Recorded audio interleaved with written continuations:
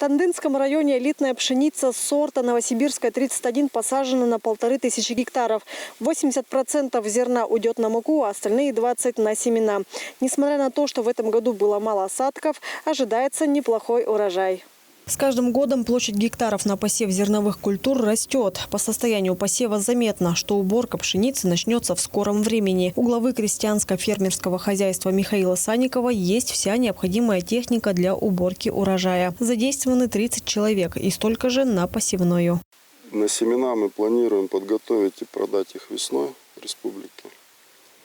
А на муку мы уже с ноября начнем производить муку. А в том году у нас было больше, около 2000. В этом году мы планируем не меньше, около 3000 на муку.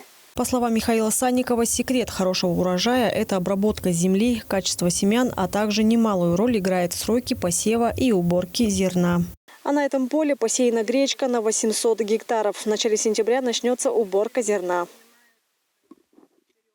Планируется урожай гречихи не меньше 15 центнеров с гектара. Также в Тандынском районе площадь посева гречихи с каждым годом растет. Сначала было посеяно 50 гектаров, потом 300, а в этом году почти втрое больше. Были соглашения с правительством, с главой республики, товарищем Таячем, по поводу переработки гречки в республике. Сейчас этот вопрос прорабатывается.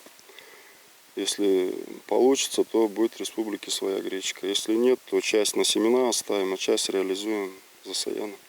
В любом случае она будет стоить дешевле, чем привозная гречка. Тувинская гречка отличается крупным ядром. 76% ядрицы выше первого класса. Гречка на самом деле белая внутри. Только когда ее отшелушить и пропарить, она становится бурой. Мы переместились в резервный фонд Спока Демних. Здесь, в грубые корма, так называемые тюки, изготовлено 600 штук. До конца сезона планируется изготовить всего 1200. Тюк сена требует более чем в 2 раза меньших трудозатрат на его заготовку. К тому же на сельскохозяйственных работах будет занято меньшее число единиц техники. Сено в тюках хорошего качества получается только при своевременном скашивании. Еще время есть, еще можем полностью план выполнить. Срок только от пшеницы зависит. Если пшеница сейчас уже поспевает, нам уже получается уже 10 дней. В течение 10 дней мы... Так-то норма у нас сутки в день 100 с лишним рулонов делаем.